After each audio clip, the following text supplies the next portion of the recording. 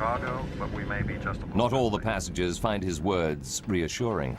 You could just feel a tenseness in the flight attendants. And that's when you kind of felt there's something not right here. Captain Haynes knows that time is running out. UA-232 is dropping at around 250 meters per minute. They need to attempt an emergency landing soon, before they lose height altogether. 3:22. Air traffic control informs the flight crew that their nearest runway is at Sioux Gateway. This is a small regional airport near the sleepy town of Sioux City, Iowa.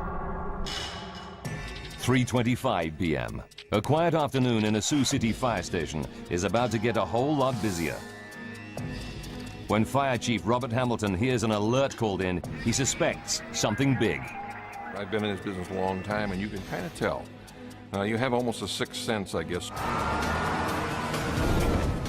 Within minutes, the fire chief's hunch is proved correct. UA-232 is heading right for his city. 9 fire trucks race out to their emergency positions on one of the runways. Now Captain Haynes and his crew have to work out how they're going to land the plane with barely any controls. Before they can make a plan, they hit another problem.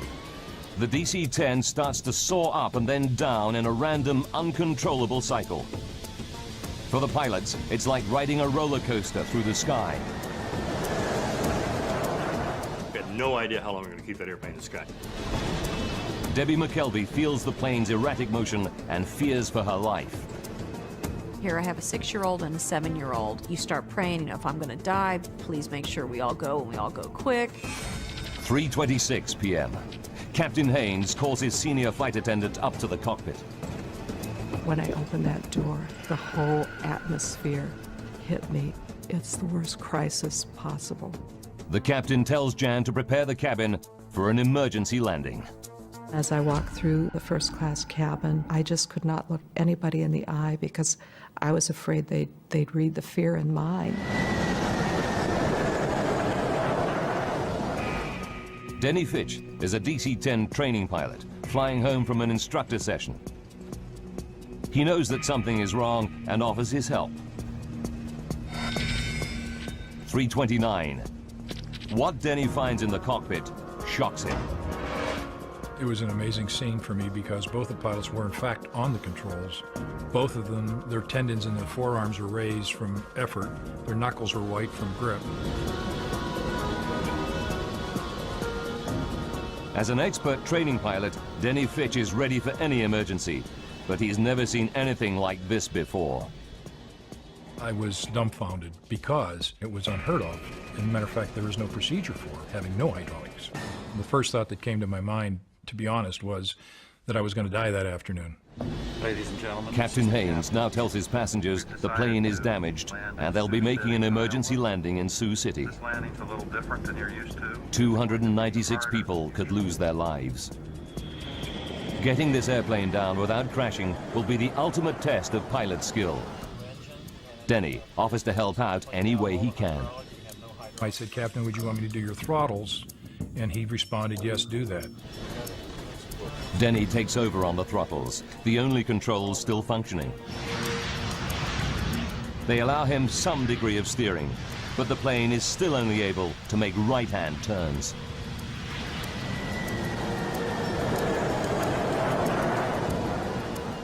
as far as I'm concerned, he's now the 4th member of the crew because he was willing to step in there and help us any way he could. 3:48. The DC-10 is now 12 minutes from Sioux City Airport, and they're running out of altitude.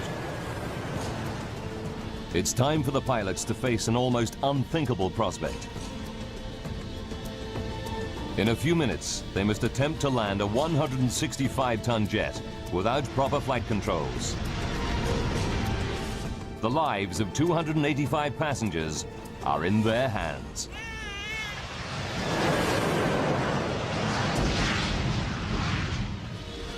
The pilots must now try to line up for the final approach into Sioux City Airport.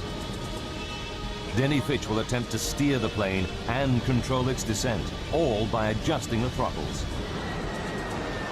What's more, the plane can only make right-hand turns.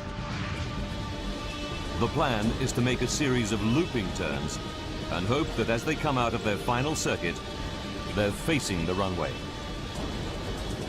The odds are stacked against them. At 3:50 p.m., Senior Flight Attendant Jan Brown-Law begins her final safety briefing. The passengers were right there in the palm of our hand. There, you could have heard a pin drop. Jan pays special attention to the 4 children too small to have their own seats. You need to get your seatbelt on and cross. Official guidelines are non-specific, but United Airlines procedure at the time is for adults to hold these lap children on the floor during an emergency landing. Jan is anxious about the procedure, but has no option but to follow protocol. It makes my skin crawl to this day to think that I found myself telling passengers, parents of lap children, to put their child on the floor and hold them down. As the flight crew near Sioux City, they are only too aware of what's at stake. You've got 296 lives in your 2 hands. You literally do. And I've never felt so overwhelmingly, responsible for anything in my life. With no brakes, the DC-10 will need a long runway. Air traffic control assigns them runway 31 at 2,700 meters. It's the longest at Sioux City. 3:52 p.m. Denny Fitch puts the plane into its final looping turn. He knows the crippled jet would never be able to regain altitude for a second attempt. This was it. We had to land on that runway. One time, that's all we had. As they emerge from their final loop, the pilots see a wonderful sight. Sioux City Airport, dead ahead. There's just one problem. It's the wrong runway. Here we are, there's a runway right in front of us, we're out of time, we're out of altitude, that's where we're gonna go.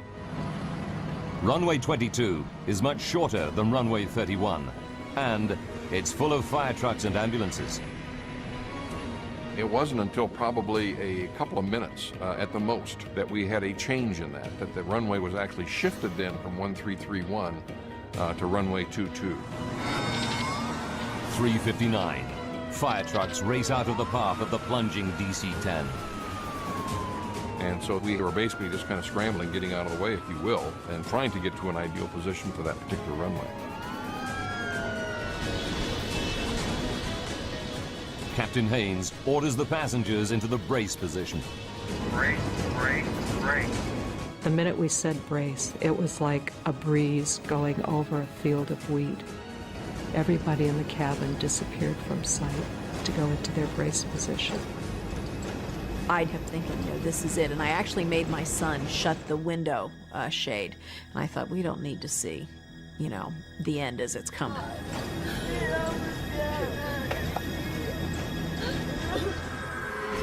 As the pilots desperately try to line up the airplane with the runway, they realize they're still coming in at 400 kilometers per hour, around 150 kilometers per hour faster than normal. But with no control of the flaps, they cannot slow the descent. The alarm sounds from the ground proximity warning system. They're descending too rapidly.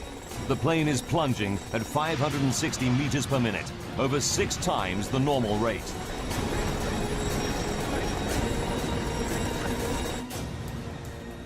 Down on the ground, a local news crew races into position to cover the crash landing. Not gonna be pretty. 4 p.m. Just seconds from landing, the nose and right wing drop. If they come in at this angle, the plane could break apart. And I shoved both the throttles to maximum power, hoping that would result in the nose being pulled up. Denny Fitch desperately struggles to bring the nose back up, but it's too late. The engines don't respond in time. 4 p.m. and 16 seconds. The plane smashes into the runway. It just felt like we dropped out of the sky and hit the ground. It wasn't like it was an emergency landing, it was a crash. I could hear all the screeching metal and noises that you've never heard before and you hope you never hear again. The right landing gear and wing shear off, spilling fuel and sparking a fire. I could see fireballs because I guess the plane, it's screeching on the runway. And then that was my next thought. Oh my God, we're gonna burn to death. The jet careers along the runway on its wing stump for about 600 meters, then breaks apart. The cockpit had snapped off like a pencil tip, and we became a tumbling 200-mile-an-hour piece of wreckage. The main section of the fuselage skids further down the runway, rolls over on its back, and comes to a halt at the side of the airfield.